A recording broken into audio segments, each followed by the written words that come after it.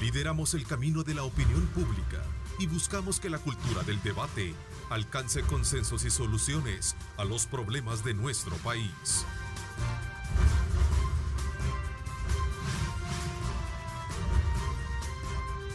Diálogo con Ernesto López. Martes 26 de mayo de 2020. Como siempre, agradecemos esa fiel sintonía a nuestro programa. Queremos darle la más cordial bienvenida a usted que está desde muy temprano con nosotros. Por supuesto, en la disponibilidad de poder conocer a profundidad aquellos aspectos que están, desde luego, en consonancia con los temas que gravitan hoy en día en el tema de la emergencia. Queremos presentarles a continuación a ustedes una valoración desde la perspectiva del gobierno en cuanto a que luego de una intensa jornada, miembros del Ejecutivo, especialmente del área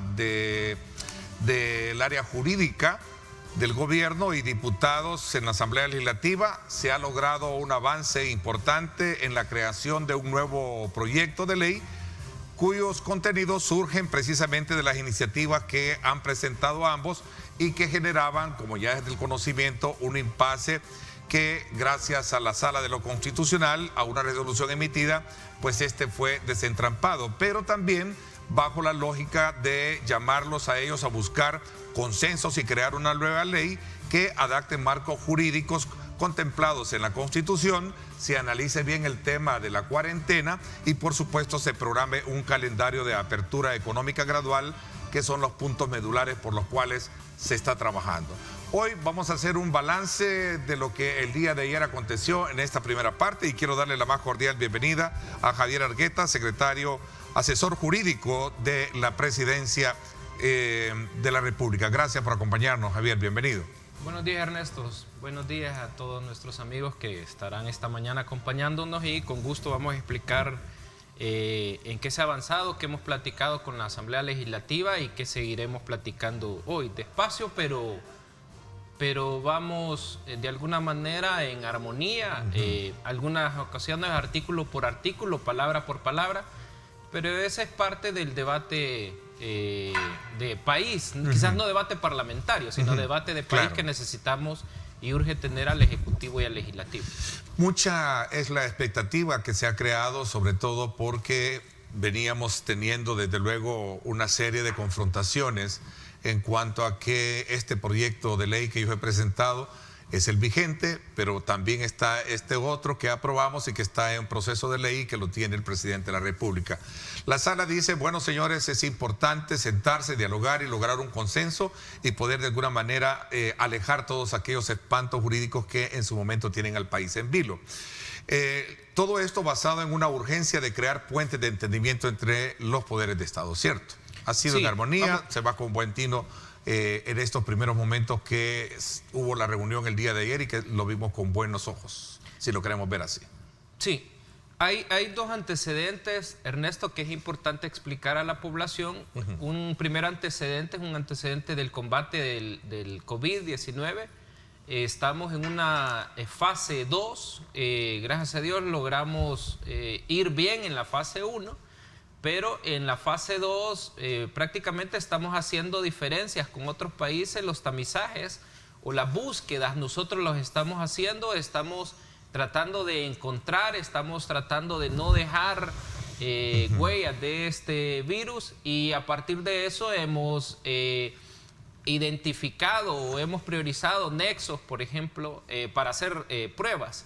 Entonces, eso nos ha ayudado bastante, primero por el aumento de pruebas que hemos tenido, pero nos ha ayudado bastante a encontrar contagios. Esto pareciese que buena noticia, obviamente no, pero sí es buena en relación a que vamos cerrándole las puertas al virus, porque aquí obviamente lo que se tiene que decir es que el único enemigo debería de ser el virus para todos los salvadoreños, para los órganos del Estado, y lo que no se quiere es llegar a una fase 3. ¿Qué es llegar a una fase 3? Cuando se llega a una fase 3 ya es el desborde, ya es el colapso, ya es el rebalse de un vaso de agua, cuando ya no aguantan el sistema público de salud. Obviamente nosotros vamos avanzando ya en los hospitales, ya en la parte de CIFCO ya va bastante avanzado, estamos a un 80%. Son tres etapas las que tiene CIFCO, y esas 3 etapas se van a relacionar entre sí. Van a estar los mismos médicos, una etapa donde estén las personas sumamente graves, digámoslo. Hay otra etapa, hay otras 2 etapas donde van a estar las personas que ya van a estar en estado ya de poder recuperarse, pero que han salido de la etapa de la gravedad, y está la otra etapa donde ingresan las personas. Entonces la etapa que vemos en el parqueo de CIFCO es aquella etapa donde están las personas que ya se están recuperando. Entonces, primer antecedente es un antecedente de salud, y segundo antecedente es un antecedente legal. Es importante explicarte esto para que veamos el punto de la Asamblea Legislativa rápidamente. El antecedente legal es una admisión que dio la Sala de lo Constitucional, es la 63/2020, referente a un decreto ejecutivo que se emitió a partir de consideraciones que el legislador hace en el Código de Salud. Entonces, ese decreto ejecutivo, en la Ley de Protección Civil, en el artículo 24, que ha sido polémico, que el presidente de la República puede o no dar el decreto de emergencia, pues el legislador lo autorizó, pero bueno, la sala admite y da una primera medida. La medida cautelar que otorga es una medida absoluta, suspende la emergencia a partir de que no había emergencia ni de parte del legislador, que no había voluntad, digámoslo, inicialmente, pero también no hubo, o también el decreto legislativo da emergencia, pero la sala dice no. Hay una segunda resolución, y lo voy resumiendo, donde existe una figura de reviviscencia que se llama. Esta es una especie de modulación que hace la Sala de lo Constitucional respecto de su primer medida. La reviviscencia es de manera simple, es darle vida nuevamente a un decreto legislativo, en este caso, que ya había muerto su vida a partir de su vida jurídica. Entonces la sala lo que dice es: no puedo dejar un vacío, no puedo dejar sin emergencia el país, y la sala reacciona y dice: bueno, suspendo el decreto 19 ejecutivo, pero le doy vida al decreto legislativo. Esto se da a la figura en muchos países, inició en Italia, se da en México. La Corte Constitucional de Colombia, por ejemplo, dio un tema en materia de impuestos, lo da seguido. Nuestro país también, el primer caso que se dio fue en 1988-89, después se dio uno en el 2001, en un caso de una sentencia casi de 225 páginas.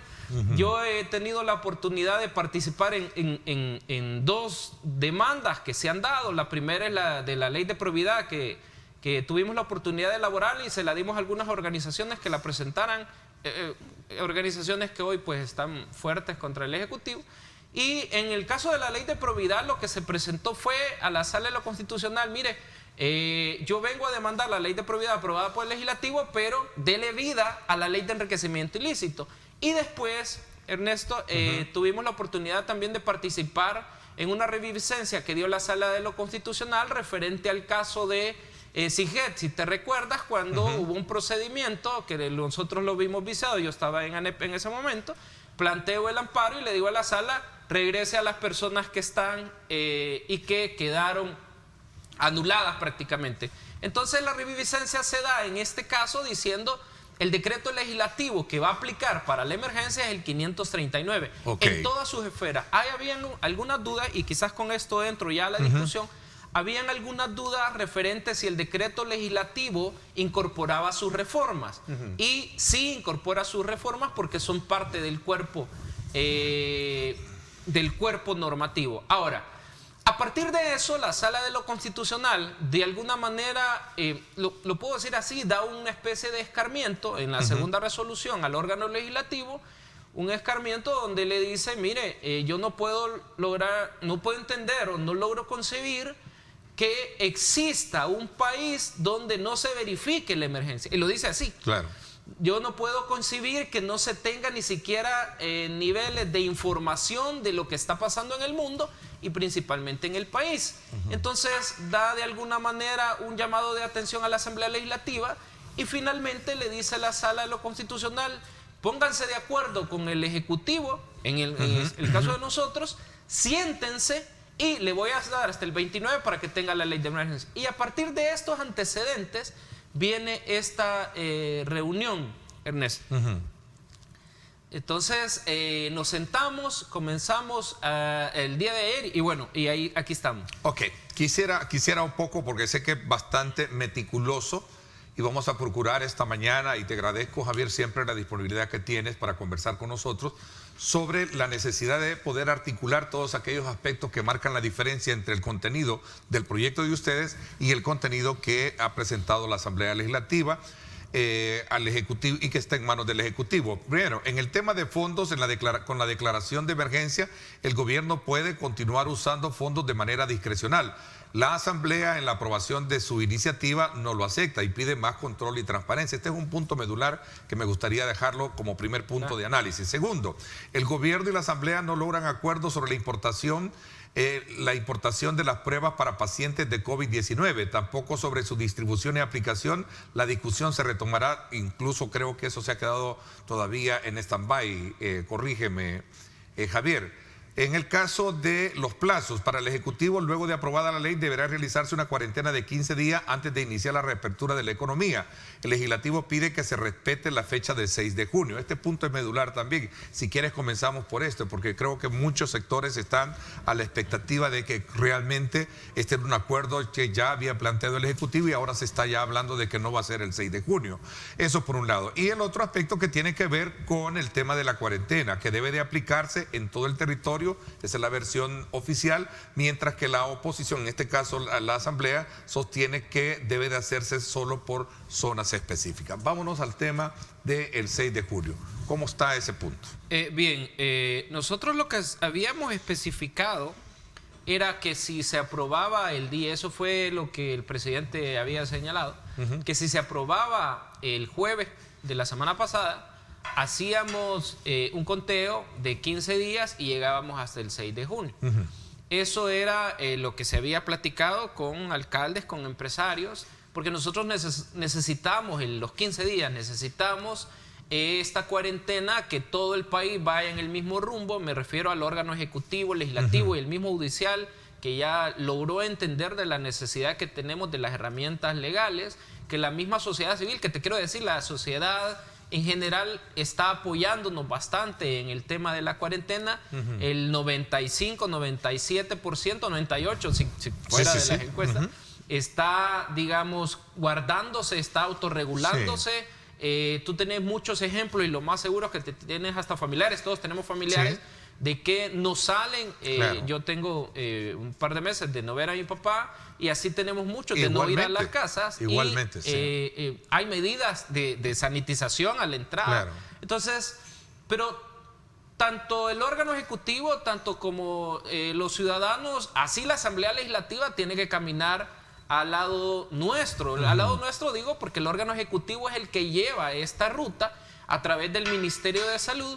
Y te quiero decir, por ejemplo, los alcaldes están acompañándonos bastante, de todos los partidos políticos, de Arena, PCN, del FMLN también. Los alcaldes están sumamente preocupados por su población que no sea contagiada, y a partir de eso hay muchísima colaboración en el sistema de protección civil. Entonces, ¿cuál es la línea de esto? Necesitamos los 15 días, necesitamos una cuarentena especial. Estamos en cuarentena, sí, pero hay una cuarentena que donde se han mandado mensajes, y por ejemplo ayer se decía, si Arena sale o el FMLN sale, y lo platicábamos fuera de cámara, si Arena sale diciendo, por ejemplo, que esto es ilegal, lo que se está haciendo, claro, Arena tiene un grupo de electores, y no estoy hablando de los que pitan, sino que estoy hablando de aquellos que dicen, bueno, si esto es ilegal, entonces yo voy a salir.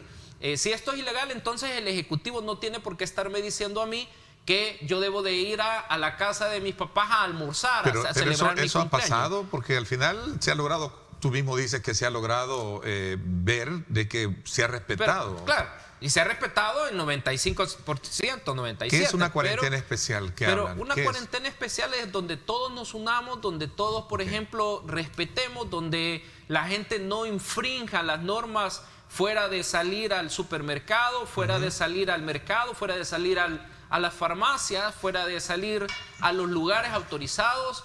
La cuarentena de 15 días que necesitamos tiene un fin en sí mismo, y es, por ejemplo, lograr detener el tema del avance de la curva, o lograr, si fuese posible, bajarla un poco.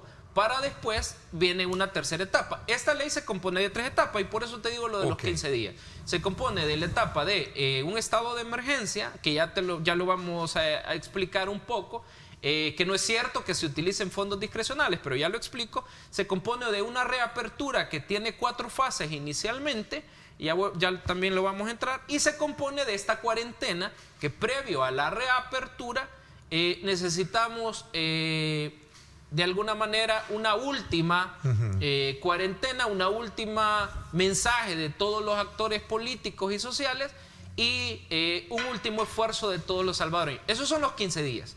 Ahora, esos 15 días, que los cumplamos a cabalidad, el órgano legislativo, todos los actores y la misma sociedad, el porcentaje que no está cumpliendo, necesitamos verificar el detener o bajar la curva. Nosotros tenemos alrededor ya de 2.000, no alrededor, tenemos 2.042 personas contagiadas, y eso que andamos buscando. Pero lo más seguro que los contagios, los que andemos buscando, sean más de los que encontramos. No sé si me explico en eso. Es decir, ya todo El Salvador, el mapa que tiene el ministro de Salud de El Salvador está completamente rojo.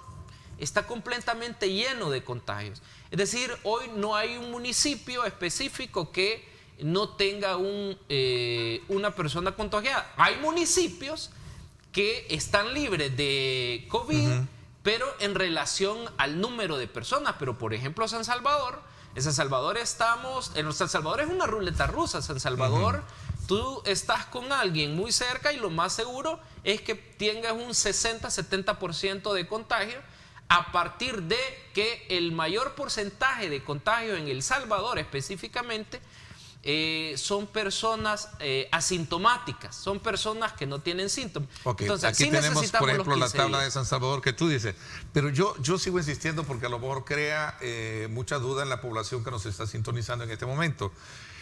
No se han cumplido, digamos, esos cánones de respetar la cuarentena, pese a algunos cosas aisladas que se ha tenido todo este montón de cuarentenas que hemos tenido. Son 5 o 6 cuarentenas las que llevamos ya, ¿no? Sí, son 5, creo. 5, creería yo. Sí. Pero que han funcionado. ¿Cuál es la que marca, qué es lo que marca la diferencia con una cuarentena especial, si al final siempre están los casos y siempre vamos a tener que convivir con los casos? Esa es una pregunta que se recoge afuera y te la traslado, válida, para poderla de alguna manera comentar contigo, Javier. Sí, fíjate que la respuesta a esto, el ministro de Salud me lo comentaba. Lo que sucede es que la gente dice, algunas personas preguntan, pero si siempre va a estar el número. No, no es cierto. Si tú no haces una cuarentena, si tú no haces un confinamiento, como le llaman, de alguna manera quizás ya estuviéramos en la fase 3. Y la fase 3 es el desborde del sistema de salud. ¿Y qué figuras legales llevaría esa cuarentena especial? ¿Ya no sale nadie ni con número de DUI? ¿Se cierra todo por completo? No, no es un cierre total. No, eso es imposible hacerlo. El sistema alimentario tiene que continuar, ¿no? Y aclararlo. ¿En qué consiste esa cuarentena especial? La cuarentena especial siempre va a ser, por ejemplo, el orden que mucha gente está no solo cumpliendo, sino que muchos amigos me han dicho esto es bien ordenado, el tema de los DUIs, también el tema del transporte público, que es el mayor instrumento de contagio. No hay transporte ¿verdad? colectivo. Hoy no hay, siempre se mantendrían aquellas actividades únicamente autorizadas, en este caso por el órgano legislativo, y en cuyo caso habilita el órgano ejecutivo también. Siempre se mantendría aquel tema de donde todos los alcaldes están de acuerdo de cierre de los municipios, y si tú quieres salir del municipio tiene que ser porque estás trabajando en una actividad autorizada, o porque no hay mercado, o porque no hay farmacia, o porque no hay supermercado en tu municipio. Es decir, es una cuarentena bastante similar a la que hoy por hoy tenemos, pero primera característica que tiene esta cuarentena es una última cuarentena, es una última cuarentena de 15 días que necesita el ministro de Salud, lo necesitamos como país, y los informes que el ministro de Salud tiene y los informes por el cual el ministro de Salud ha pedido conjuntamente con la Organización Mundial de la Salud es cerremos con esta cuarentena y entonces hagamos la reapertura. Eso no quiere decir que la reapertura no va a tener problemas, pero por eso es que vienen medidas que nos ha ayudado bastante el INCAE, nos ha ayudado bastante la ESEN, la ministra de Salud, el ministro de Salud con la ministra de Economía y la ministra de Turismo, el secretario Catán también y otros actores del gobierno han estado elaborando también otras medidas que hoy las llevamos a la Asamblea Legislativa. Entonces, eso es lo que se les decía ayer a los señores diputados. Necesitamos estos 15 días y fue aprobado un artículo, que es el artículo 3, inciso segundo, donde se dice que 15 días, pues vamos a establecer regulaciones, y ya lo voy a leer, y a partir de ahí viene la cuarentena. Entonces, la ley está dividida en la cuarentena especial, que es transitoria, obviamente, por los 15 días, está dividida en la emergencia y está dividida en la reapertura, que es la que a todos nos interesa. Ok, entonces estamos claros que esto ya es parte del consenso y está acordado en la comisión con la Asamblea Legislativa. Sí, se dejó un artículo específico de este tema y de ahí vienen otro tema que tú mencionabas, las zonas específicas. No sé si podemos entrar ya. Que son los puntos neurálgicos de la discusión, entiendo, ¿no? Sí, eso ya lo pasamos. Sí. El establecimiento de zonas o cordones sanitarios. Exacto. Esto se va a dar no tanto en la cuarentena. Esta regla de los cordones sanitarios, primero ya lo tiene el Código de Salud en el artículo 139. Entonces, ese tema de los cordones sanitarios hace referencia, y voy a ponerlo a manera de ejemplo, del caso de La Libertad, del puerto de La Libertad, si tú te acuerdas, o del caso de Metapán, donde, por ejemplo, si nosotros hacemos una reapertura según las fases que tenemos, pero digamos que en Soyapango la curva, hay una ruptura, se dispara, hay un brote fuerte, entonces a partir del informe que dé el Ministerio de Salud y a partir del consenso que se tenga, legal me refiero, en Protección Civil, conjuntamente con el alcalde, se hace un cerco sanitario en Soyapango, y ahí se toman las medidas pertinentes. Hablábamos, por ejemplo, la Asamblea Legislativa quería establecernos que los cercos sanitarios no pueden durar más de 48 horas. Sin embargo, se les decía de que los cercos sanitarios deben durar a partir de lo que el Ministerio de Salud diga.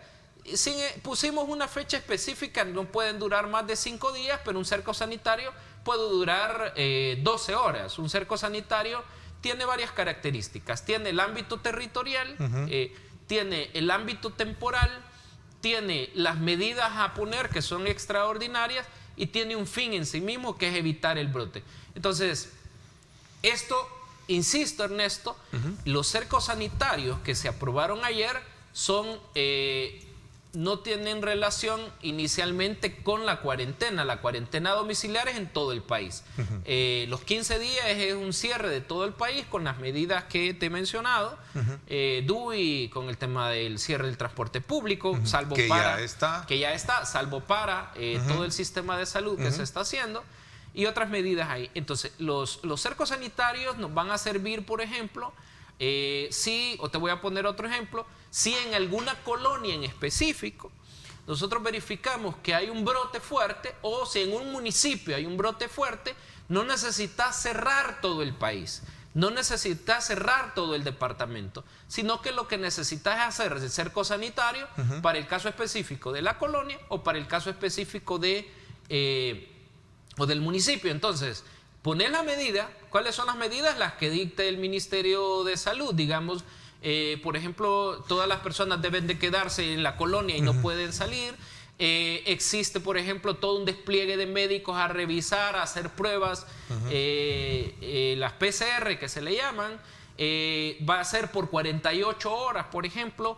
Va a ser el cerco sanitario solo en la colonia o solo en el municipio. Y esto es a fin de guardar toda la otra población. Es decir, vamos a salvaguardar la salud y la vida de las personas que estén dentro de la colonia o que estén dentro del municipio, exactamente lo que sucedió en el Puerto de la Libertad. Nosotros hicimos una resolución de 48 horas que el ministro la da, se dictan las medidas y a partir de eso, gracias a Dios, se detiene un brote. Esa es la regla de lo que tú mencionabas referente a pregunto, las zonas específicas. Digamos, esta logística está medida científicamente o ¿quién determina todos estos parámetros?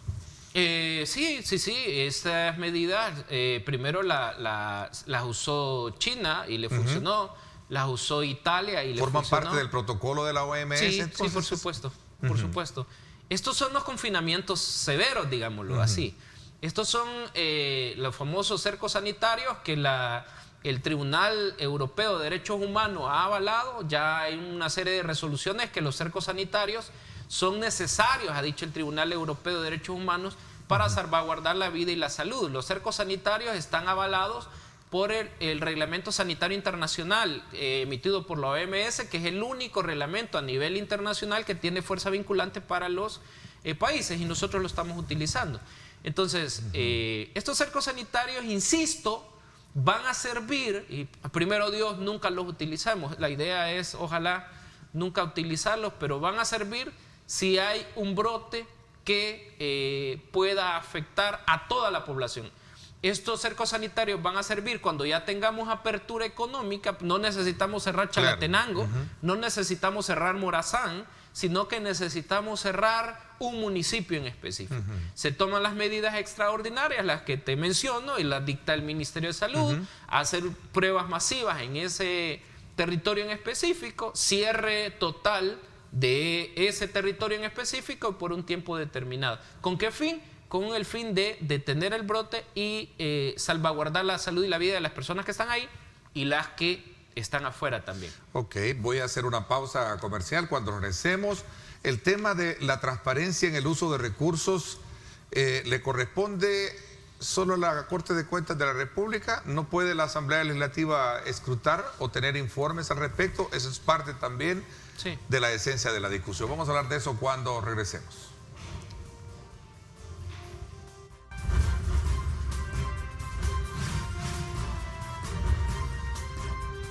Diálogo con Ernesto López. Estás viendo Diálogo con Ernesto López. Yo me quedo en casa. Sé un héroe 503.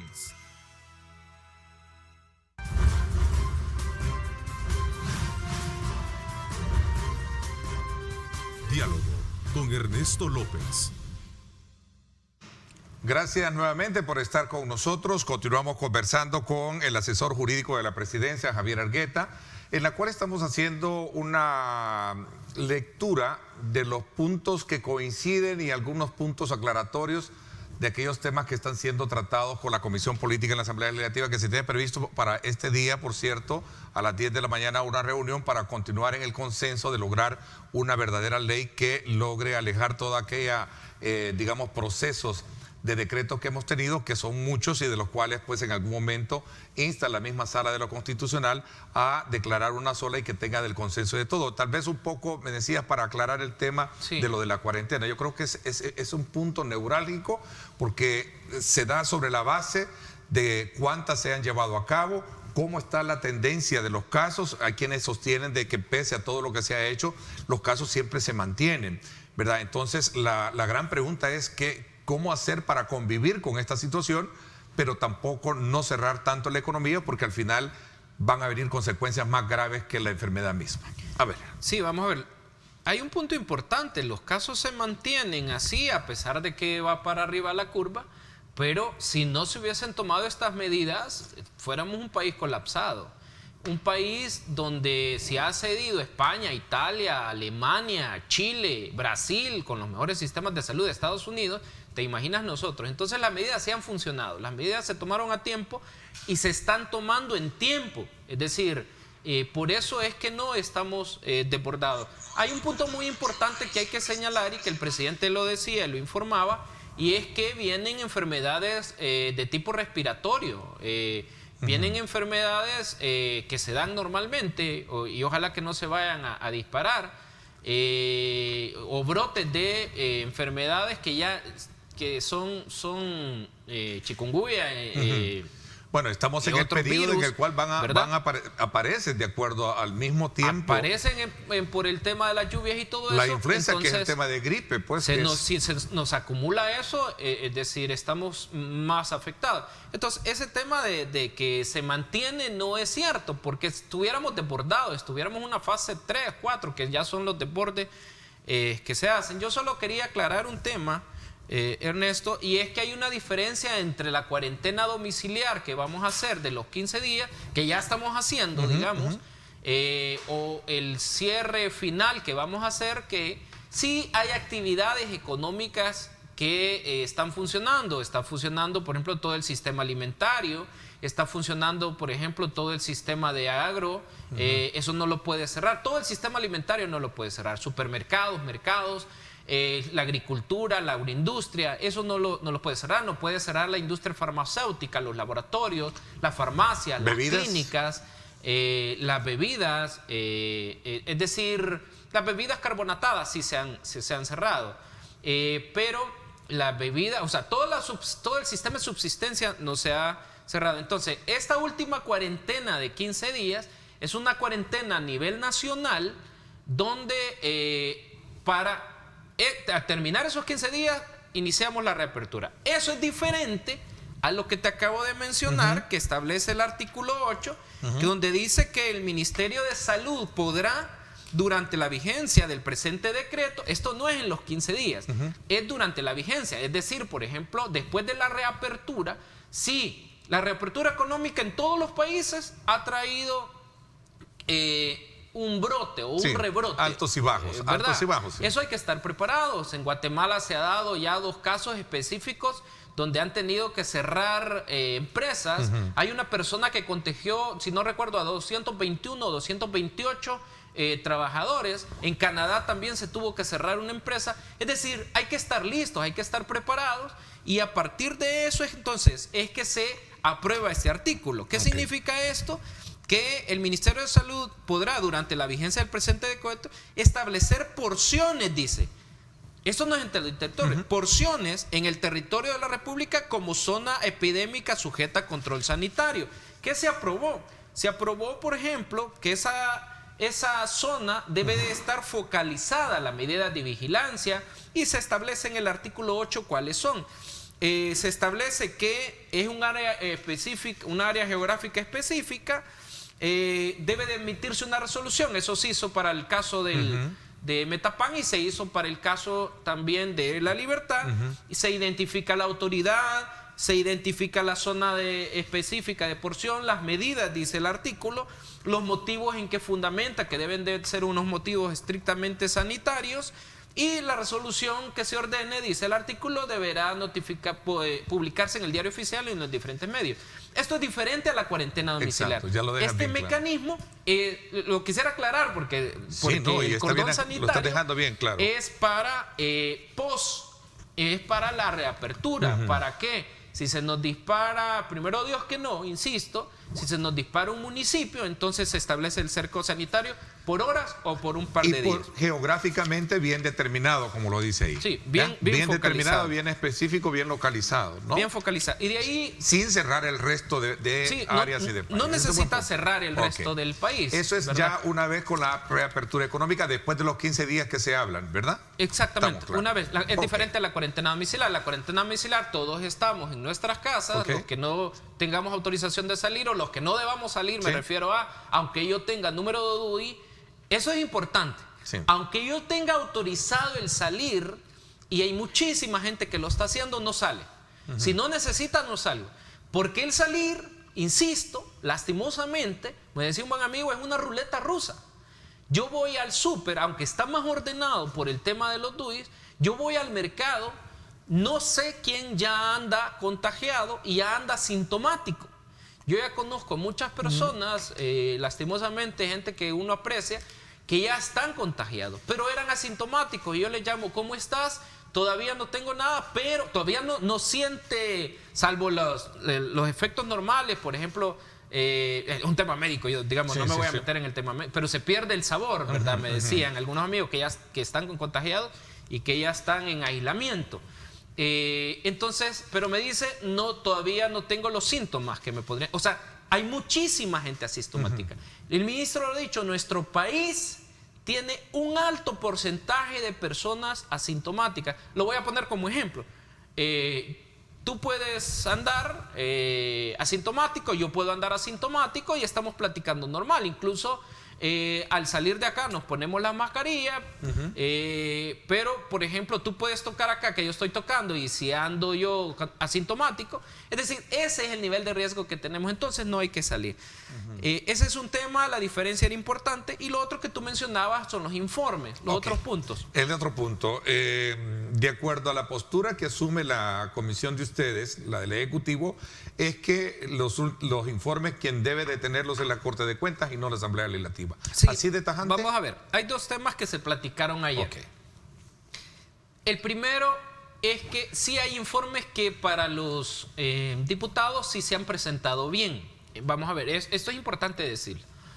Entonces ayer en una plática que se tenía era, bueno, entonces, ¿qué necesitan exactamente? Presentar, o sea, nosotros sí hemos presentado informes. Aquí hay que hacer la diferencia entre el informe que presentamos nosotros a la Asamblea Legislativa y que en consenso, cuando hemos presentado los anteproyectos de ley, nosotros, el órgano ejecutivo, es el que ha puesto en la iniciativa que presentamos que vamos a dar informes. Okay, sí. Todas las iniciativas las hemos presentado nosotros. Esto es importante decirlo, Ernesto, porque hay una sentencia de la Sala de lo Constitucional, que es la inconstitucionalidad 6/2016, que habla que el órgano ejecutivo, cuando en materias específicas el órgano legislativo en materias específicas del órgano ejecutivo no tiene iniciativa de ley. Solo quiero hacerte este paréntesis. En el año 2001 se dio una sentencia y en el año 2011 se da una sentencia donde la Sala de lo Constitucional afirma que el órgano ejecutivo puede tomar cualquier iniciativa. No es excluyente en el artículo 133 iniciativas del órgano ejecutivo, del judicial, pero en el año 2016 la Sala dice no, las materias del órgano ejecutivo son del órgano ejecutivo y la Asamblea, dice la sentencia, está obligada a discutirlas. A partir de eso, Ernesto, nosotros hemos presentado las iniciativas y nosotros hemos puesto que el órgano ejecutivo deberá informar. Esto es muy importante por la voluntad que tiene el órgano ejecutivo de informar. Ahora, si esos informes no satisfacen a cabalidad a los diputados, entonces lo que hay que hacer es que pidan más detalle. Por ejemplo, nosotros hemos puesto que hemos comprado, cuánto hemos comprado, hemos puesto para qué se ha comprado, los fines, pero si quieren más detalles, no hay problema, se le pueden dar más detalles. Ahora, la fiscalización no es del órgano legislativo. Esta es una voluntad que se dijo, presentemos los informes, parte de la estructura de transparencia, pero la fiscalización está en varios instrumentos. La Corte de Cuentas tiene un instrumento de auditoría concurrente. ¿Qué significa esto? Por constitución, y se dejó hasta 1995, lastimosamente, ese tema, por constitución nosotros tenemos de Corte de Cuentas 3 auditorías. La auditoría previa, la auditoría concurrente y la auditoría post. La previa es que la Corte de Cuentas te dice, tiene la línea presupuestaria, tiene el fin para hacer la actividad, entonces sí lo autorizo, hágalo. Y le autoriza a futuro hacerlo. De ahí está la auditoría concurrente, que es la que nosotros le hemos pedido a la Corte de Cuentas, que es que durante el proceso de ejecución de la medida que se está haciendo, en este caso la construcción del hospital, la compra de insumos, a partir de eso la Corte de Cuentas nos acompaña. Y la auditoría post es la que siempre ha sucedido. Ese es un problema, ¿por qué? Porque cuando la Corte de Cuentas viene a auditar, dice, sin ánimo de dañar a nadie, voy a poner ejemplos anteriores. Se robó... Lo digo de verdad sin ánimo de daño. Se robó $300 millones, pero es post. Entonces, para evitar eso, nosotros hemos incluso pedido la auditoría concurrente, nosotros, para evitar cualquier cuestionamiento, para evitar que un funcionario de los nuestros, el presidente lo dijo, el funcionario que toque un 5, yo mismo lo voy a meter preso. El presidente ha sido bien duro con eso. Y a partir de eso ha pedido entonces ayuda internacional y ha pedido que manden auditores. Son 60 auditores que organismos internacionales han puesto. Pero por otra parte, y termino con esto, en materia de auditoría, por otra parte se ha pedido 3 firmas auditoras externa, aparte de la auditoría de Corte de Cuentas, aparte de la auditoría de la CICIE, se han pedido 3 firmas auditoras que den una fiscalización o una auditoría. Entonces, ¿qué es lo que pasa con la Asamblea Legislativa? La Asamblea Legislativa, nosotros llevamos el informe, el buen ánimo, además de decirle la iniciativa, aquí necesitamos enviarle nosotros el informe y es tan simple como que pidan más detalles y lo vamos a dejar. Ok, pero esos informes, según ellos, escuchaba ayer en el debate que tenían, es que nos dicen que compran esto, pero no dicen cuánto ni cómo. No, ¿cómo no? ¿Cómo no? Se ha dicho, de hecho, hay un informe que ellos están satisfechos de un ministerio en específico y entonces se les decía en una plática, bueno, entonces a partir de eso, entonces vamos a hacer los informes. Es un tema de, vamos a ver, es un tema de estructura. Es un tema de cómo quieren que llevemos los informes, porque sí se les ha dado informe, esto hay que aclararlo, sí se les ha dado informe, pero como órgano legislativo no están satisfechos. Entonces, ¿qué es lo que hay que hacer? Simple, llevar el detalle de lo que ellos quieren, y con eso se termina el tema de los informes. Vamos a ver, al principio la discusión fue acalorada. Quiero decirte que todo el debate ha sido bien cordial. Sí. Fue televisado, de hecho va a seguir siendo. Ha sido bastante responsable. Ellos van preguntando inicialmente ciertos aspectos, el ministro de Salud les contesta, el ministro de Salud tiene que ir diciendo cómo operan las cosas. Lo que sí hemos dicho es que no por ley se maneje la pandemia, sino que se maneja a partir de directrices que del Ministerio de Salud. Entonces, eso era el caso de los informes. Okay, tú mencionabas las pruebas, hospitales, plazos. Vamos a ver, y quizás voy a correr en el tiempo para que lo expliquemos breve, digamos a manera de síntesis, como que desacuerdo. ¿Podrán los hospitales hacer las pruebas privadas, las pruebas en los hospitales privados? ¿Cómo quedó ese acuerdo? Sí. No, vamos a ver, hay 2 temas. Uno, las pruebas, que esto lo que la Asamblea Legislativa pedía era que hubiese importación de pruebas, hubiese distribución de pruebas y hubiese comercialización de pruebas. Esto quiere decir que tú autorizas a laboratorios a traer las pruebas. Inicialmente en el proyecto que ellos habían presentado eran pruebas PCR, que son las pruebas que tienen el 99% de garantía, pero eran pruebas también rápidas, que se les llama, que esas pruebas no han funcionado. Italia compró 100.000 pruebas y ni siquiera las donó porque nadie se las aceptaba. Entonces, eso se quitó. Entonces, en materia de pruebas, lo que se dejó es que sí se van a hacer pruebas, sí se van a poder hacer pruebas previa autorización del Ministerio de Salud. ¿En los privados? En los privados. Pero esto va a ser previa autorización del Ministerio de Salud. Y la Asamblea Legislativa, los diputados muy bien entendieron por qué. Ok, vamos a ver. Otro tema, los varados. ¿Se logró un acuerdo para el plazo de personas que vienen del extranjero para poder utilizar, entrar a lugares de contención? ¿Hay otro acuerdo ahí? Sí, solo antes de las pruebas, tú mencionabas los hospitales y lo menciono rápido. Lo que se decía de los hospitales era que sí, los hospitales pueden atender personas con COVID y solo deberán informarle al Ministerio de Salud. Pero el ministro decía algo muy importante.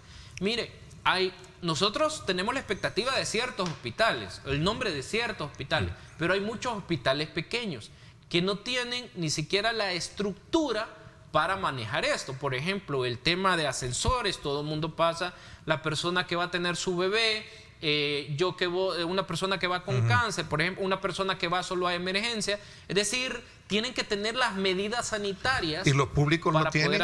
¿Y los públicos lo tienen? Sí, se están adaptando a eso. Se está haciendo una inversión millonaria. En el caso del Saldaña se les invitó a los diputados a ir al Saldaña. El ministro le dijo, vamos a ver, la infraestructura o el sistema de salud público era el más deteriorado que existía a nivel centroamericano. Eso hay que decirlo, ¿no? teníamos 80 UCIs, ¿te imaginas? 80 UCIs en un país. Hoy la infraestructura ese es precisamente el dinero que se está gastando en inversión de salud en San Miguel, en Usulután, en San Salvador. Entonces se les invitó a los diputados a ir. Entonces, ¿cómo quedaron el tema de los hospitales? Sí se van a autorizar, sí el ministerio va a dar su aval, pero previa solicitud de cada hospital, y se dejó una especie de silencio administrativo positivo, que bastante poco, pero se aceptó, se platicó, y es que en 5 días hábiles, si el ministerio no ha dicho nada, entonces opera el silencio positivo de conformidad a la Ley de Procedimientos Administrativos, específicamente en su artículo 113. Para poder operar y manejar casos COVID. El sector privado. El sector privado. El sector privado. Y dice el tema de los varados.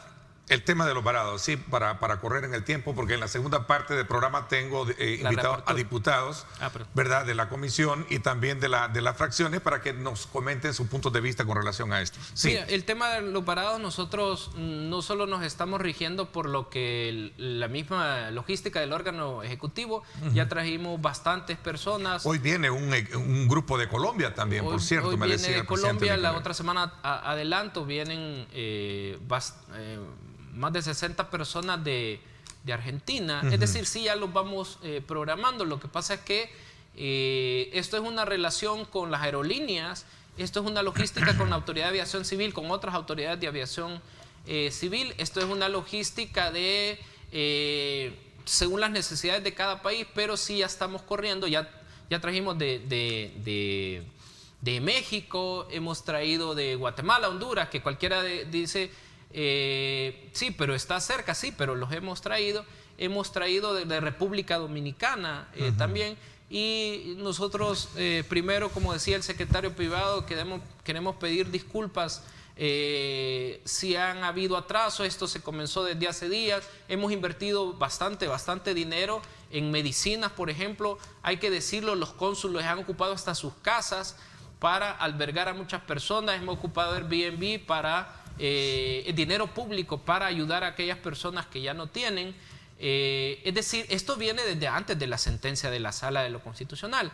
Entonces, en este tema de los varados, coincidimos con los diputados en que hay que hacer lo que ya se está haciendo, pero no hay necesidad de legislar. Ok, para ya finalizar y de manera, sé que todavía nos quedan algunos puntos que van a ser debatidos hoy, que van a ser tratados, analizados y aprobados y consensados hoy a las 10 de la mañana. ¿Cómo queda entonces ya a manera de conclusión, cuándo se reabre gradualmente la economía?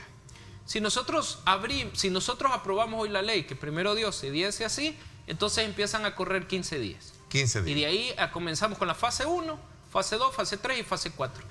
La fase rapidísimo consiste en que hay sectores que se prohíben en la fase 1, por ejemplo, y hay sectores que se les autoriza.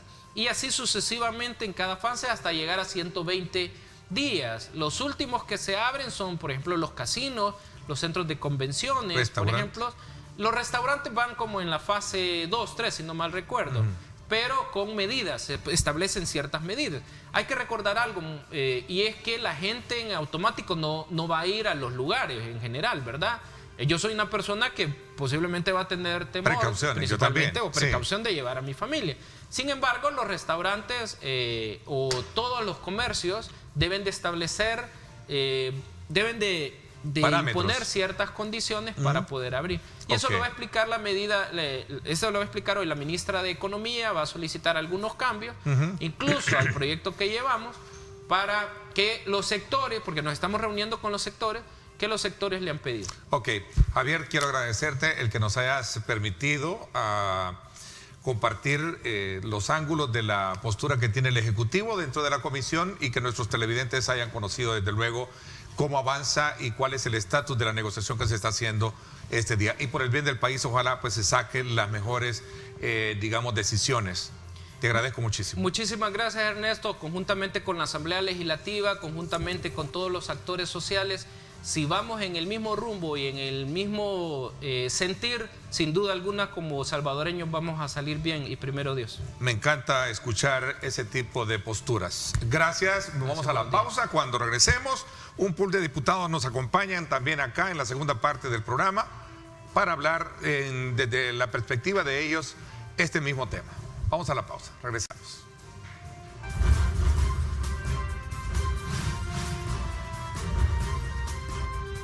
Diálogo con Ernesto López.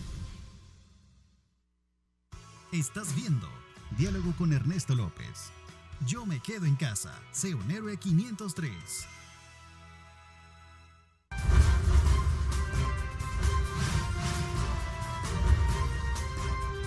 Diálogo con Ernesto López.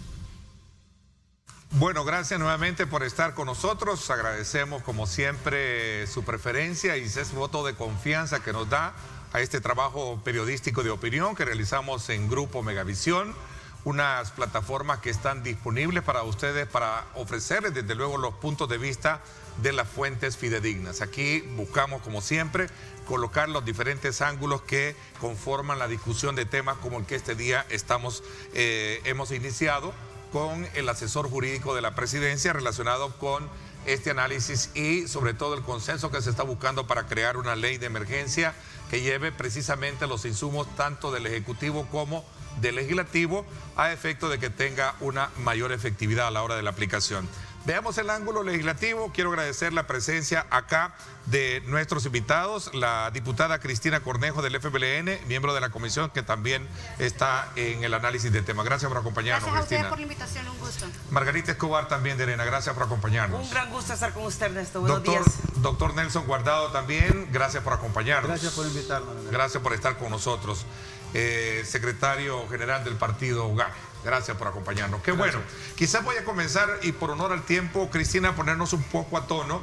Este tema que es fundamental, el tema de la apertura gradual de la economía, que creo que es uno de los neurálgicos en esto y que todo el mundo está en la expectativa, sobre todo porque el Ejecutivo había dicho a manera de compromiso que a partir del 6 de junio se iba a abrir gradualmente la economía. Veamos. Gracias, Ernesto. Primero quiero, agradecer el esfuerzo que estamos haciendo de la Asamblea Legislativa. Nosotros, este es un tema que veníamos trabajando desde hace mucho tiempo, insistiendo en que teníamos que sentarnos para llegar a un acuerdo en bien del país. El tema de la reapertura económica es uno de los puntos que ha estado en discusión sin duda alguna. Hay que recordar que el presidente dio una fecha establecida para el 6 de junio, el tema de la reapertura, luego de la reunión con varios y de los más grandes empresarios en este país, pero de repente el día de ayer nos enteramos que la fecha había cambiado, y había cambiado ahora, por decir, es 15 días después de entrada en vigencia la ley. O sea que esto significa que no estamos hablando del 6 de junio y que esto pudiera llegar hasta el 10 o el 15, pero nosotros, Ernesto, no es un tema si es el 6, si es el 10, el tema es que tengamos un plan concreto para poder regresar de una manera organizada, de una manera planificada, que nos permita a nosotros no perder todo lo que hemos ganado en cuarentena. Si nosotros regresamos todos el mismo día, no habrá servido de nada estos meses de cuarentena que hemos tenido, y por eso es que nosotros hemos propuesto y hemos acompañado que la reapertura sea por fase. O sea, es decir, de una manera gradual, pero eso es lo que nos preocupa, que hasta el día de ahora no conocemos un plan, un organigrama, un calendario que nos permita a nosotros tener la certeza y la claridad. Y obviamente también la pequeña, micro y mediana empresa está esperando eso, porque yo sí les digo, no importa si es el 6, no importa si es el 10, el tema es que tengamos claridad, certeza y un verdadero compromiso de regresar de una manera organizada, de regresar de una manera planificada, y que nos siga permitiendo tener los controles y las medidas sanitarias y de salud que nos permita seguir conteniendo la propagación del coronavirus, ¿verdad? Del virus, pero que ya estamos incrementando los 2.000 casos en el país. La OMS ha declarado coronavirus como una enfermedad endémica, es decir, una enfermedad que vino para quedarse. Hay que aprender a vivir con ella, y esto es una de las cosas que tenemos que hacer los estados. Ok, doctor Guardado, sé que usted ha estado muy de cerca viendo toda la discusión que se está generando en la comisión. Cuéntenos sus puntos de vista con relación a esto y otros elementos que son, digamos, inquietantes dentro de ese análisis que se está haciendo. Bueno, la verdad es que todos estamos, diríamos, interesados en volver a la normalidad. Pero esta pandemia, ojo, pandemia, no es una enfermedad local. ni siquiera de nuestro continente, sino mundial, nos cambia todo el quehacer, no solo en el ámbito social, sino en todos los componentes de la vida. Creo que lo más importante de todo este escenario, Ernesto y amigos que nos ven, es que por fin hay un entendimiento en la Asamblea. Hemos hecho un llamado desde hace varios días al diálogo, a los acuerdos, a los consensos. Y eso es lo más importante. Desgraciadamente, hasta que la sala dijo, siéntense, busquen un acuerdo, se pudo llevar a cabo. Hay una especie de compromiso en la Comisión Política de todos los partidos políticos y los diputados ahí representados en sacar una ley que vaya con equilibrios no solo para el aplicador, que es el Ejecutivo, y que es el responsable de desarrollar todo este esfuerzo contra la pandemia del coronavirus. Ahora bien, si nos vamos en ese contexto, hay un plan dentro de la misma ley que va por etapas, desde el día 1, que significaría 15 días de cuarentena, y luego del día 16 hasta el día 120, que implica un escenario de cómo ir retornando de forma ordenada, de forma, diríamos, planificada, con una visión de comportamiento y de cumplimiento de parámetros que deben de estar basados en los protocolos. Eso es lo más básico de todos estos escenarios, que nos permita ya poder decir, bueno, sí, tenemos 4 etapas, tenemos los tiempos marcados, tenemos la línea definida, necesitamos estos 15 días. De lo contrario, pues va a ser bien difícil. Mientras la Asamblea no apruebe esta nueva normativa, pues ya no será ni el 6, ni el 10, ni el 15, se va a seguir retrasando. Nosotros estamos comprometidos como partido y nuestros diputados en la Asamblea a buscar el mejor entendimiento y la mejor ley, las mejores herramientas para poder combatir esta pandemia, que dicho sea de paso, hoy hemos superado los 2.000 casos. Entonces, ¿cómo aflojar en este momento las medidas? Difícilmente. Ayer aparecieron, 59, 60 casos aproximadamente, con otros fallecidos más. Entonces, no podríamos estar en el escenario, en este momento, de poder cambiar las medidas. Al contrario, se trata de sostener estas medidas para poder bajar no solo la curva, sino los contagios que se nos están dando a diario. Es decir, si estábamos preocupados cuando aparecían que 5 casos, 10 casos, hoy son docenas de casos diarios. Entonces, al final, el compromiso es de todos. Creemos que es importante que en la Asamblea se llegue a un acuerdo pronto. Ok, Margarita, para sumar un poco al análisis introductorio y luego entrar a aspectos muy puntuales de lo que se está discutiendo y que son parte del interés que tiene la población por conocer a qué punto se va a llegar en esta reunión. Para Arena es muy claro que la salud y la vida del pueblo salvadoreño es lo primero de lo cual debemos ocuparnos y preocuparnos. Por eso nosotros hemos acompañado 48 decretos en la Asamblea Legislativa orientados a darle las herramientas técnicas, legislativas y financieras al gobierno de la República para proteger la vida y la salud del pueblo salvadoreño. Ahora bien, es un falso dilema creer que el COVID-19 o la pandemia debe ser tratada exclusivamente como tal, ignorando los demás aspectos de la vida de los salvadoreños. Esas mujeres del mercado central, esas mujeres de los mercados que ganan $2 al día para darle de comer a sus hijos, esos trabajadores independientes o por cuenta propia que día a día vendiendo fruta o hacían minutas, ¿de qué viven? Entonces, esto nos obliga a que además de sentar como prioridad la vida y la salud de los salvadoreños, veamos el entorno en el cual se desarrolla la vida del país. Y por eso la ley que aprobamos y que ahora está siendo la base para las discusiones en la Comisión Política de la Asamblea Legislativa, junto con los insumos del Gobierno de la República en la iniciativa que presentaron, nosotros veíamos 3 aspectos fundamentales. El tema de la salud, o 4 aspectos: el tema de la salud, los aspectos laborales, los aspectos económicos y los aspectos administrativos.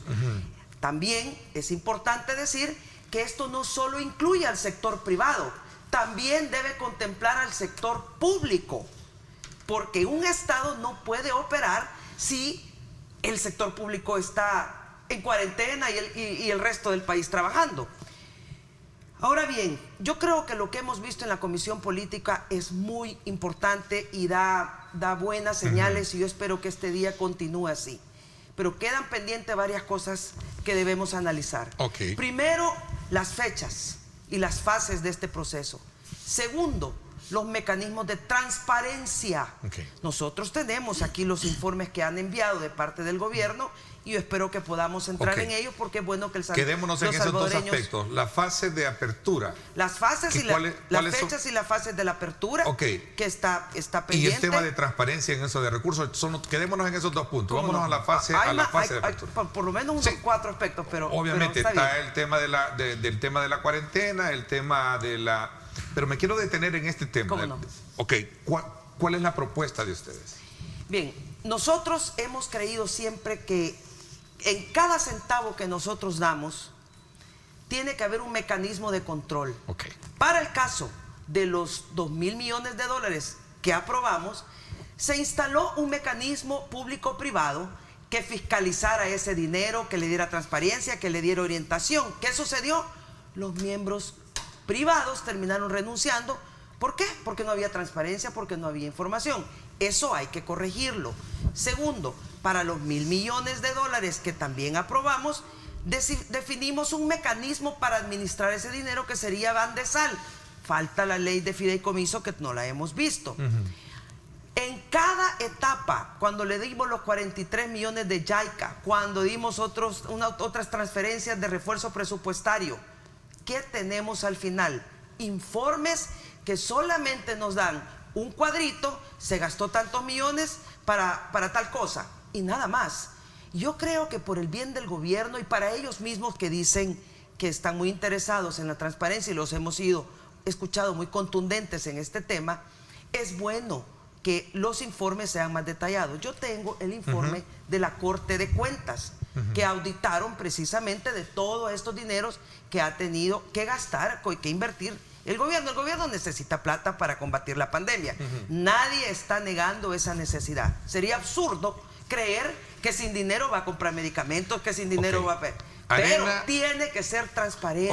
Ok, Arena exige mayor detalle a la hora de dar esos informes. Y lo otro es que la Asamblea Legislativa es por naturaleza propia un órgano contralor. Pero eso no lo percibe así. Yo se lo pregunté al asesor. Yo lo escuché y dijo... Dice que la Corte de Cuentas, bueno, si quiere entramos al informe de la Corte de Cuentas, que es Entiendo delicado. que de alguna Pero manera no se puede desnaturalizar ni el papel de la Corte de Cuentas, ni el papel de la Asamblea Legislativa como órgano contralor de pesos y contrapesos. Okay. No se trata de impedir que ejecuten el presupuesto o los recursos asignados. Se trata que estos sean transparentes en su utilización. Okay. Y yo creo que vamos a llegar a un buen entendimiento esta mañana. Bueno, se fue por el lado de la transparencia, hablé del tema de la fecha y fases para la reapertura y el tema de la transparencia como puntos neurálgicos de esta discusión. Vamos a ver, dejo a discrecionalidad cuál de los dos bajo ese énfasis.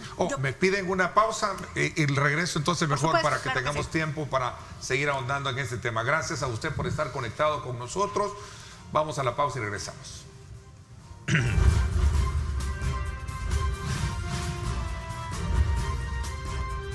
Diálogo con Ernesto López.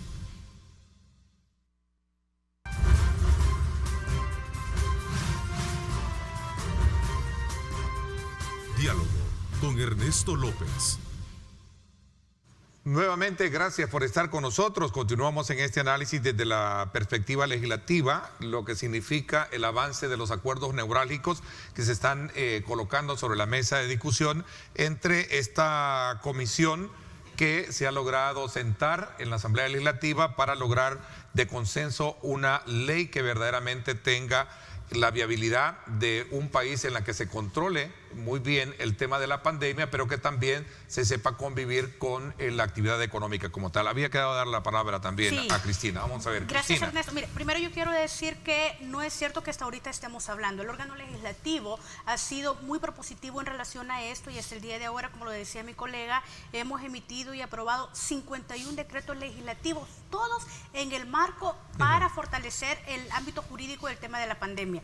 De estos, 36 han sido sancionados y publicados en el el diario oficial. Han sido vetados 8 decretos, incluso los mismos enviados por la Presidencia de la República, y entonces yo quiero decir que nosotros continuamos, hemos estado abiertos al diálogo, a proponer y por supuesto también el tema de dar los recursos suficientes y necesarios para enfrentar la pandemia. Pero ¿qué pasa, Ernesto, con el tema de lo de la transparencia? Y es en algo en lo cual nosotros como grupo parlamentario nos diferenciamos ayer en el nombre de la ley, porque nosotros estamos de acuerdo y tenemos un compromiso, primero, con la vida y con la salud de la familia salvadoreña. Segundo, con el tema de una reapertura económica gradual, planificada. No podemos seguir improvisando, tenemos que tener planes.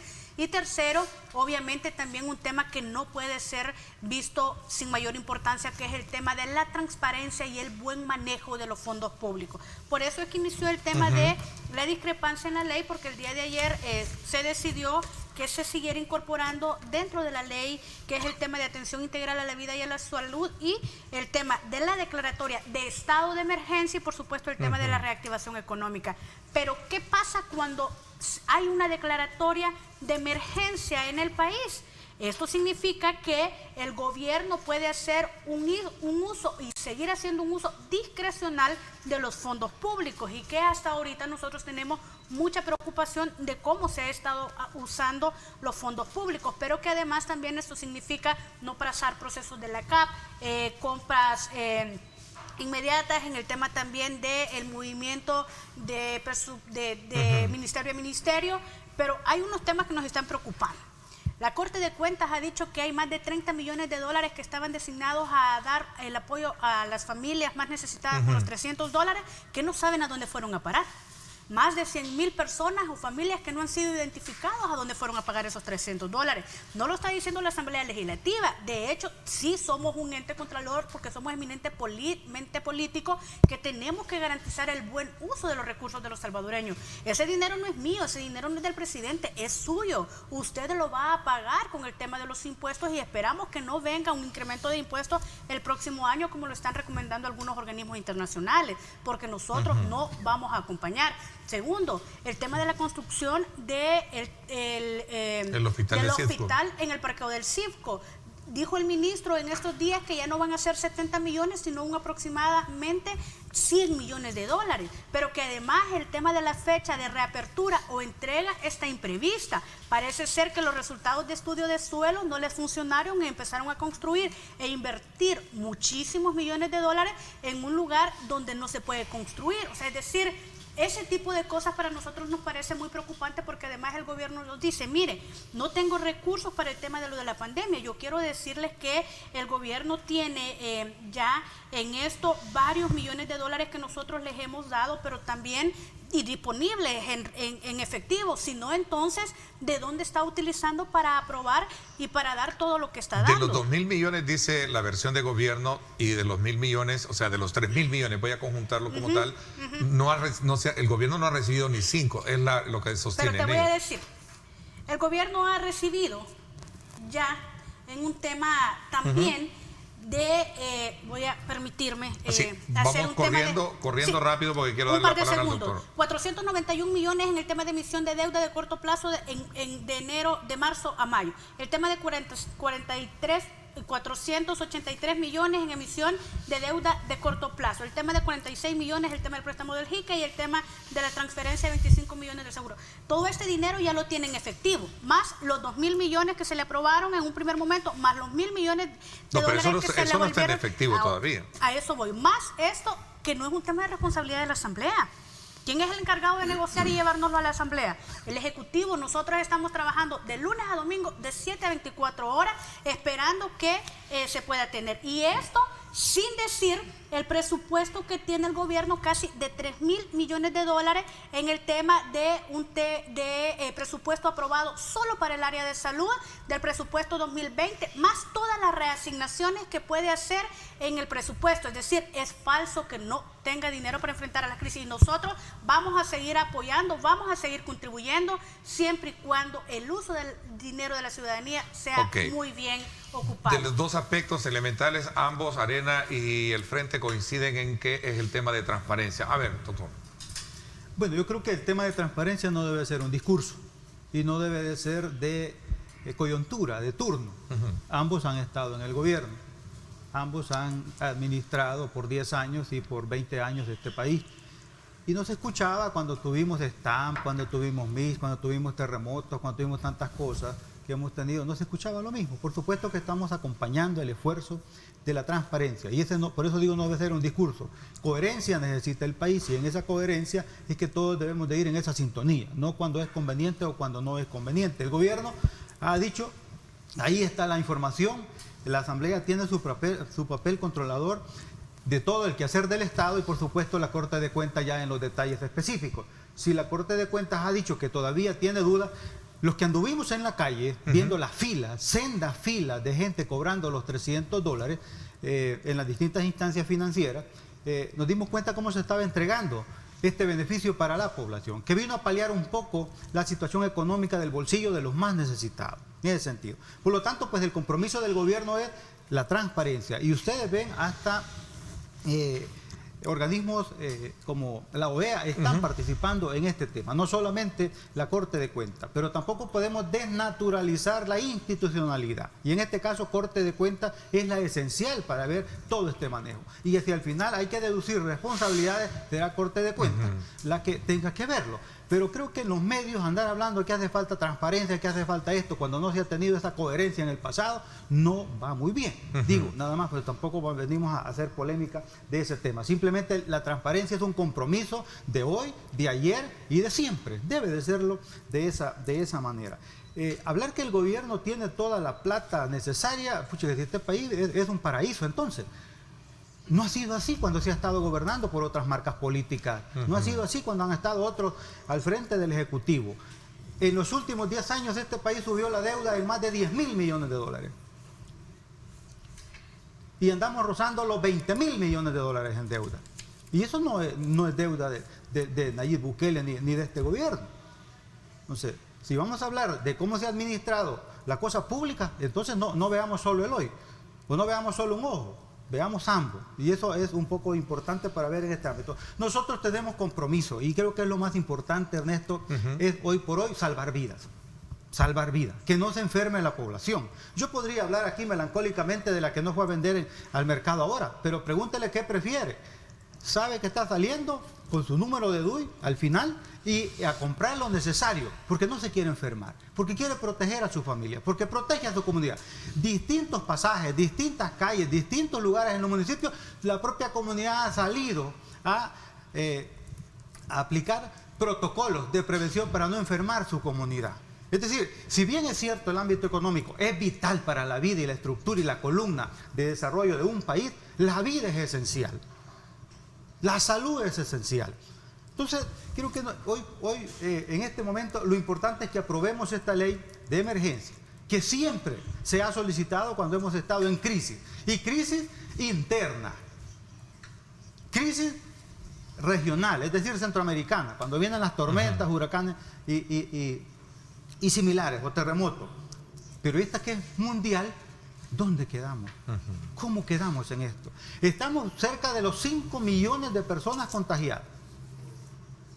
Vamos a rozar el 500.000 de fallecidos. ¿Nosotros cuántos tenemos fallecidos? Gracias a las medidas adoptadas. Y en esto hay que agradecer el papel de la Asamblea, que ha estado acorde a apoyar, pero también hay que señalar en aquellos que no han querido. Si esta ley que hoy está en discusión en la Comisión Política se hubiese aprobado o se hubiese conocido y discutido entre el día jueves, que cerraron la plenaria a las 3 de la tarde, entre el día viernes, que no hubo nada, entre el día sábado, que tampoco hubo nada, el domingo, es que los contagios no van a esperar hasta que la Comisión Política decida reunirse. Es que las emergencias no esperan hasta que haya voluntad política, sino hasta que haya compromiso ciudadano, y en este caso de los funcionarios, de defender la vida. Ok, voy a hacer una pausa, regreso con Margarita también, y un poco en conclusiones, la postura que desde luego va a seguir tratándose hoy en la comisión y que va de alguna manera va a dar los resultados. Este día se ha convocado a sesión plenaria extraordinaria para horas de la tarde, creo que entiendo que para las 4 de la tarde, ¿no? Todo dependerá del trabajo de la Comisión Política. Todo va a depender de la comisión. Sí. Vamos a estar a la expectativa de lo que pase ahora. Voy a la pausa y regresamos con más. Gracias.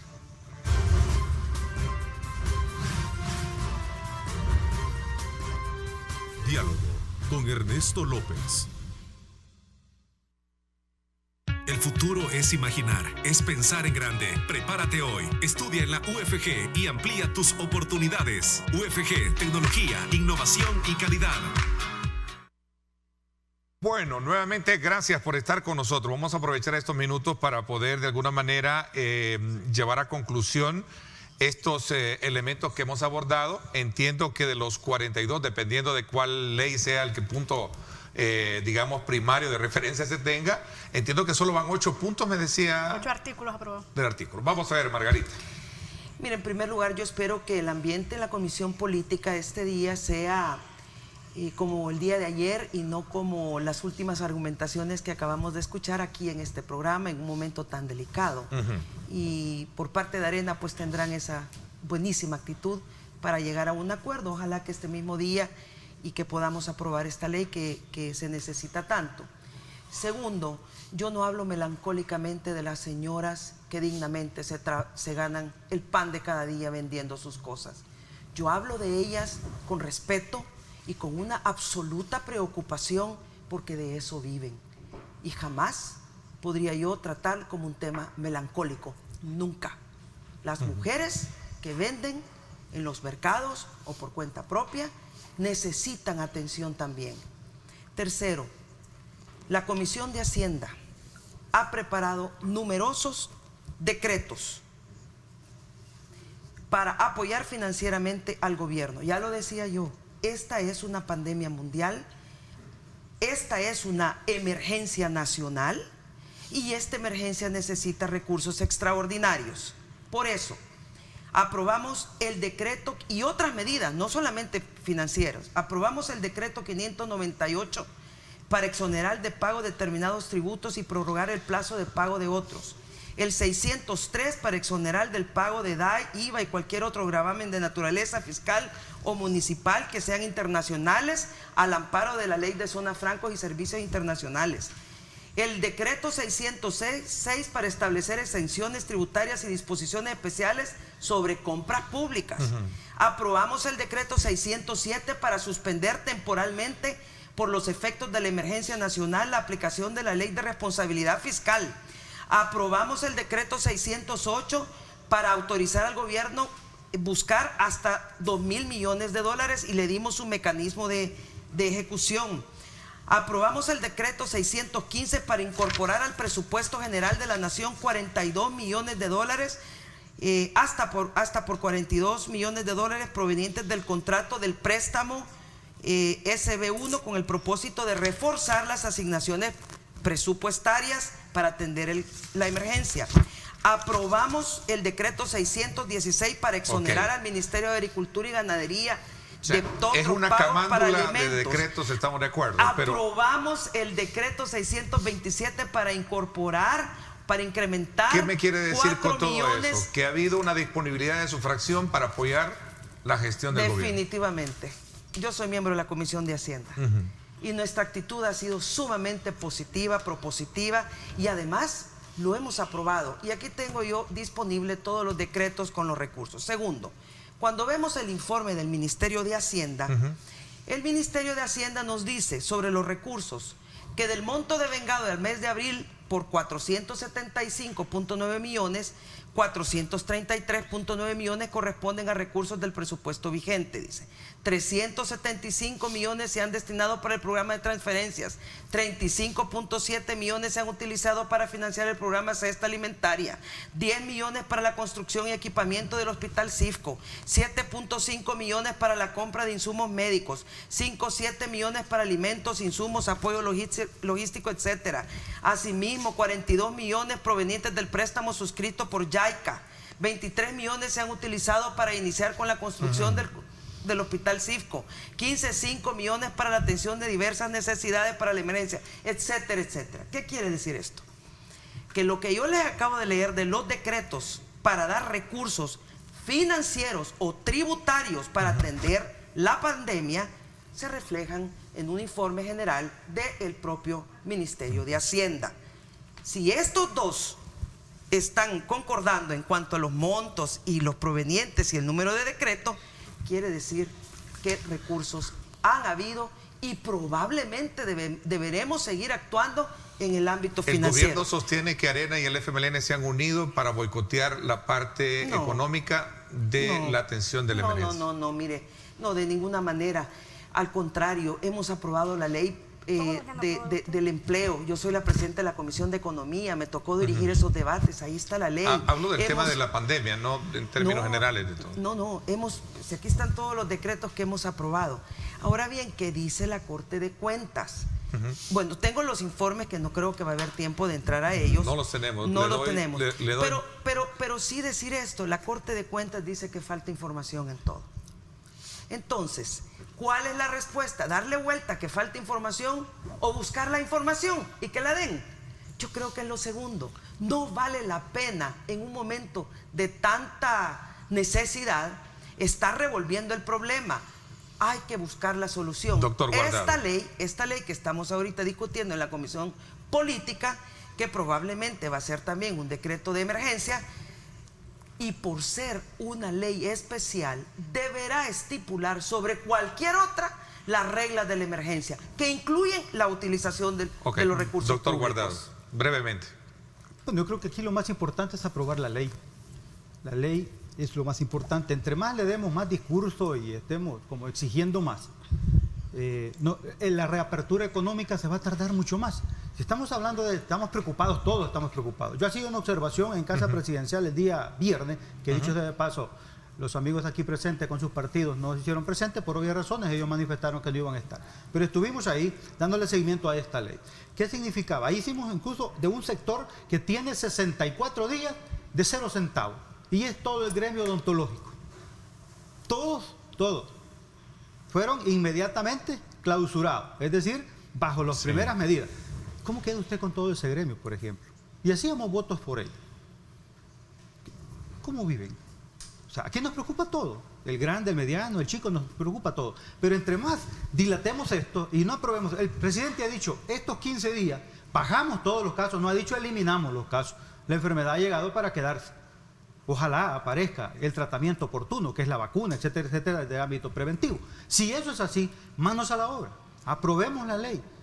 Ahí están las fases de estos 120 días que buscan ir estabilizando el ámbito económico en paralelo con proteger la vida, con proteger la salud de la gente. Eso es, si usted ve la percepción que tienen los ciudadanos, es que vamos bien, estamos bien en el manejo de la pandemia. No se nos han disparado los casos, aunque se consideraba una situación difícil desde el inicio. ¿Qué pasa si el gobierno no hubiera adoptado todas estas medidas en un país tan vulnerable, tan desprotegido por décadas? ¿Cómo estuviéramos? Aquí estuviéramos enterrando cientos de nuestros familiares, de nuestros amigos. Entonces, en ese sentido, un llamado a la Asamblea para que hoy pueda llegar a feliz término. Qué bueno que han convocado a plenaria extraordinaria y se apruebe la ley. Si hoy se aprueba, comienzan a correr los 15 días y inicia la etapa económica gradual. No han convocado todavía. No han convocado, pero mire, Ernesto, es de la concordancia de depende de la ustedes, Comisión es de la Política, aprobación de sí, ustedes los 15 días. Sí, yo quiero decir lo siguiente. A ver, primero, no es cierto que no tengamos ley. La Asamblea Legislativa ya hizo una ley que es la Ley para la Atención Integral de la Vida, Salud y Reapertura Económica de una manera gradual, que está en proceso de formación de ley y que el presidente nos dijo, la voy a vetar hasta el último día.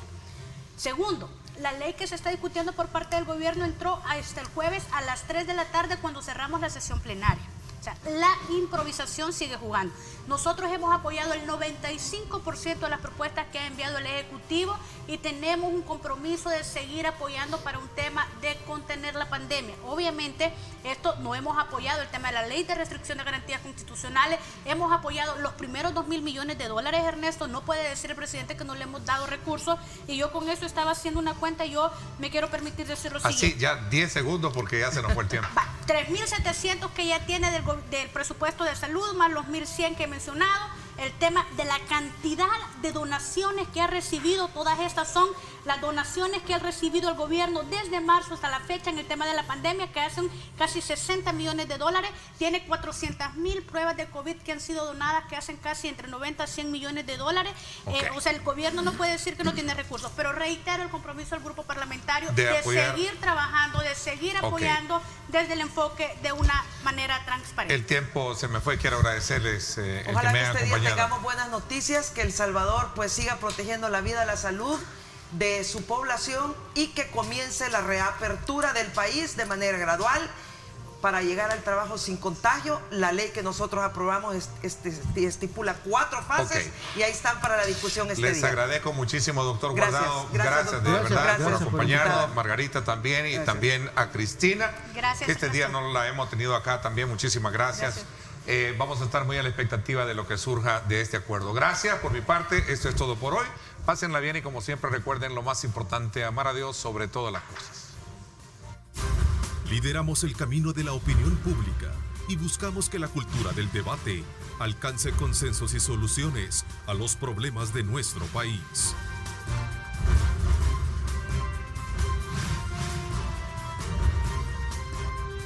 Diálogo con Ernesto López.